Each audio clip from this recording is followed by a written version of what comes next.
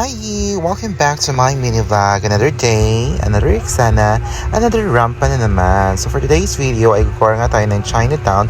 But before that ay magre-return to office na naman tayo for today's video. Ayan ako, naglalakad na tayo dyan sa may sukat. So ayun, after a few minutes, nakarating na tayo dito sa may bus stop. Ayan, ito ang bus, papunta kong Ayala. And ayan, hindi masyado maraming tao kaya nakasakay agad tayo.